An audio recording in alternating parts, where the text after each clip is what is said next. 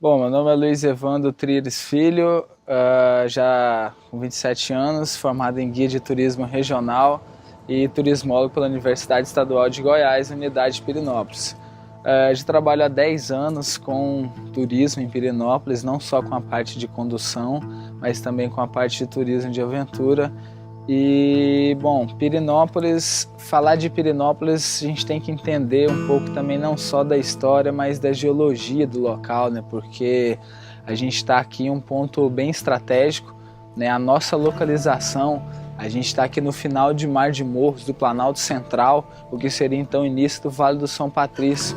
Então a gente tem várias nascentes, né, que estão descendo dessa região mais alta, que chegaria ali a mais ou menos 1.100 metros de altitude, e descendo para a nossa região de Pirenópolis, onde a gente tem a Igreja da Matriz a 750 metros de altitude em relação ao nível do mar. Então isso que possibilitou, né, esses fluxos de água descendo essas montanhas, né, e com o período do tempo, a chuva, né, foi lavando as montanhas e tirando o ouro presente aqui na região, que foi depositando junto nos fundos dos rios. Então Pirenópolis começou pela procura do ouro, né? A gente teve aqui já no final de 1500 as primeiras bandeiras que começaram a entrar nessa região. Porém, a gente só teve a fundação do nosso arraial em 7 de outubro de 1727. Né? E naquela época a abundância do ouro era tanto que a cidade era dividida, né, com 2 guardas-mors. O lado esquerdo do rio era pertencente a Manuel Rodrigues Tomar, que foi quem fundou a cidade, e a outra margem era do Antônio Rodrigues Frota. Né? E conta-se, né, que tiramos tanto ouro que foi até mandado para Portugal um caixa de bananas de ouro maciço, né? E em contrapartida o nosso vilarejo ganhou a imagem de Nossa Senhora do Rosário, padroeira da nossa cidade, que ainda está ornamentando a Igreja da Matriz. E é interessante a gente ver que naquele período, né, as igrejas tinham um papel fundamental, né? Tanto é que o início do vilarejo era marcado com a construção de uma capela principal, né? Ou seja, da Igreja Matriz, e da Casa de Câmara e Cadeia. Né? Então os 3 poderes naquela época era aí o judiciário, o legislativo e o religioso, que estava sempre presente nas decisões. E a gente chegou a ter que 5 igrejas, onde 3 eram de classes, né, de raças, e 2 particulares. A primeira, a Igreja da Matriz de Nossa Senhora do Rosário dos Homens Brancos, né, que era maior, só comungavam homens brancos. Então, na beira-rio, no local de mineração, ficavam os escravos, né, viviam ali com suas casas mais baixas, mais simples, e ali ficava também a Igreja Nossa Senhora do Rosário dos Homens Pretos.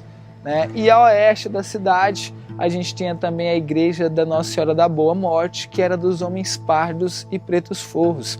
Ou seja, os homens pardos, né, os senhores deitavam com suas mucamas, e dessa miscelânea aí, né, os homens de peles mais claras, né, ficavam também em um outro local na cidade. E os pretos forros, que eram já os escravos que tinham sua carta de alforria, que saía então da parte da beira-rio e ficava também mais a oeste da cidade. A cidade ela passou por esse período de extração de ouro, que foi, apesar da abundância, um período curto, né? Porque a gente encontrou mais aqui o ouro de aluvião e não o ouro de veio, que é extraído através de mineração. Então foi um garimpo mesmo, a céu aberto, né? Onde utilizavam-se de bateias para apurar esse ouro, e até hoje a gente consegue vislumbrar isso em Pirenópolis, né? Sempre ao final da época de agosto e setembro tem uma senhora que ainda garimpa ouro em Pirenópolis e consegue também aí aumentar a sua fonte de renda, ou seja, é uma atividade aí de quase 300 anos que ainda é possível ver em Pirenópolis.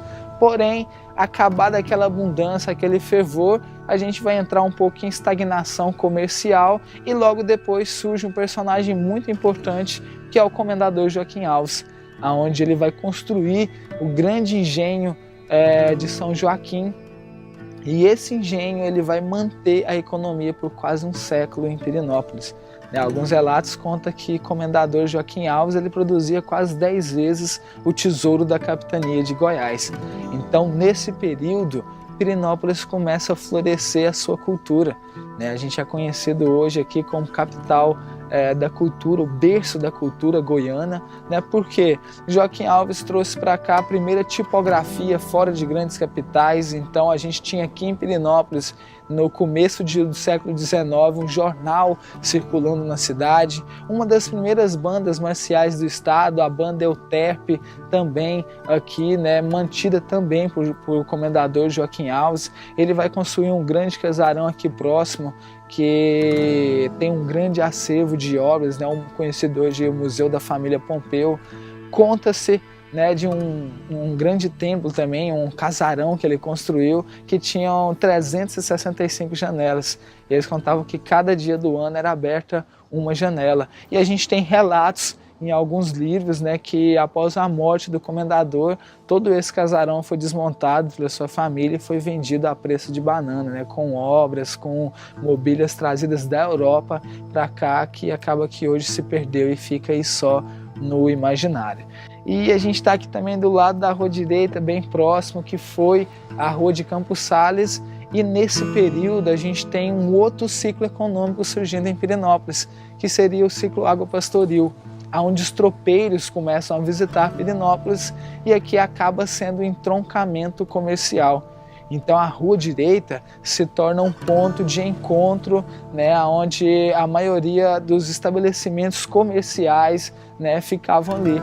E ganha então a rua o apelido de Rua das Bestas, né, devido à quantidade de animais que estavam circulando aqui, né, ficou esse nome de Rua das Bestas. E hoje a gente ainda é possível a gente ver, né, o que a gente chama de alguns estacionamentos de mula, né, que eles colocavam argolas de aço próximo às calçadas, é onde esses visitantes paravam ali, amarravam o seu animal para entrar nas casas de comércio.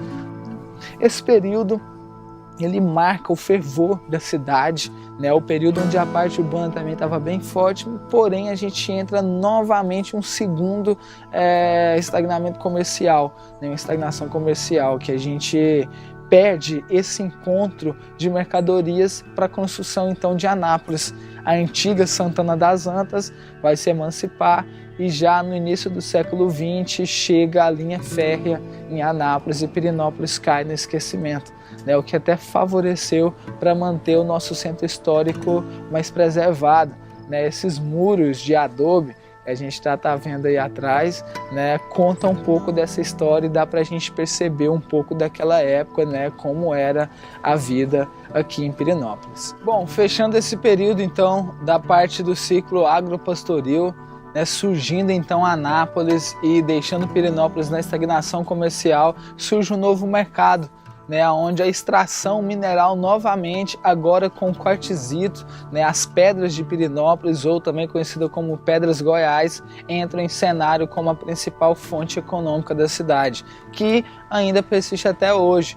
A gente teve na década de 30, com a construção de Goiânia, esse mercado começou a ser impulsionado e até alguns monumentos históricos da cidade ganham um pouco, né, do estilo Art Deco, que era o novo, que era o que Goiânia estava trazendo naquela época, né, e depois a construção de Brasília vai ser então o principal alavancador desse mercado da extração de quartzito, né, que é a principal fonte de renda ainda da cidade.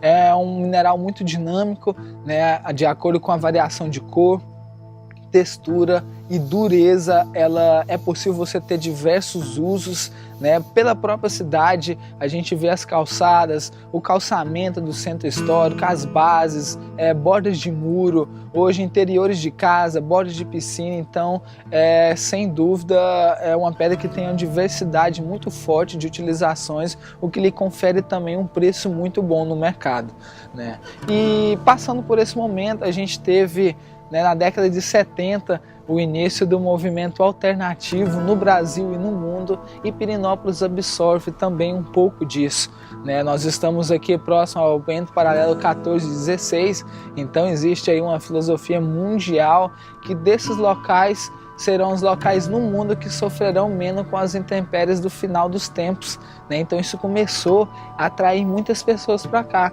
que além disso procuravam esses locais que tivessem a grande quantidade de cristais, de quartzo, né, por dados, né, por histórias aí de que esses locais são mais energizados. Então a gente teve algumas comunidades alternativas aqui que trouxeram dentro a valorização do natural aqui em Pirenópolis, porque antes Pirenópolis ainda era história e festa do divino, que é a principal festa popular.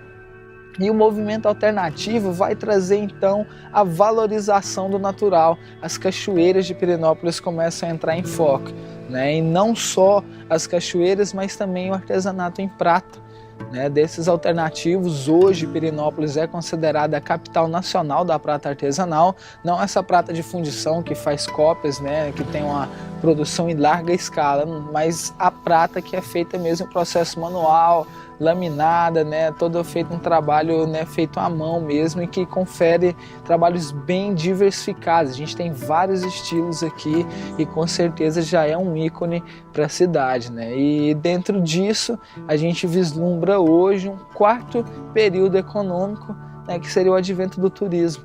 Né? Hoje Pirenópolis é um destino procurado não só pelo entorno, já que a gente está do lado da capital do país, Brasília, da capital de Goiás aqui, né, num raio aí de mais ou menos 200 quilômetros, a gente já está com mais de 5 milhões de habitantes, né, o que favorece muito, voltando ao início que a gente falou, a nossa localização, com certeza é um dos pontos primordiais para a gente ter e para a gente ser, né, o que Pirenópolis é hoje. Então a gente tem um mercado do turismo muito forte, né? A gente está aí com mais de quase 2 mil leitos, né, se eu não me engano, e são mais de 30 cachoeiras abertas à visitação, então a gente tem uma infraestrutura turística bastante consolidada aqui dentro de Pirenópolis, né? E a gente já começa a ver vários tipos de turismo sendo criados e ganhando espaço. A gente tem um turismo pedagógico, com grupos de escola que visitam muito para visitar mesmo a cidade, para conhecer um pouco sobre a história do local, né? O ecoturismo com as cachoeiras, o turismo de aventura também é uma parte que vem crescendo na região, né? E o ícone que a gente fala de cultura ainda é a Festa do Divino, né? A Festa do Divino ganhou destaque após 2010 ela ser registrada como patrimônio cultural imaterial do Brasil. Então foi a segunda festa que entrou dentro do registro aí do IPHAN, e isso contribui ainda mais para a gente criar a atratividade, né, para que os turistas possam vir para Pirenópolis. Hoje, ainda o primeiro foco é o banho, é o descanso, né, na cachoeira, é a busca, né, da fuga dos grandes centros urbanos para poder desfrutar um pouco dessa qualidade de vida que a gente tem aqui, desse ar puro, né, e que a gente sempre coloca aí a importância da preservação, não só do centro histórico que já encontra tombado, que já está registrado, mas também da nossa natureza, do nosso ar, né, da nossa água, né. Então é importante a gente entender que a preservação não só daqui da história de Pirenópolis, mas de todo o entorno vai contribuir e vai ser de fundamental importância para que a gente possa perdurar, né, esse trabalho e mostrar o que a gente tem de melhor, né, para os nossos visitantes.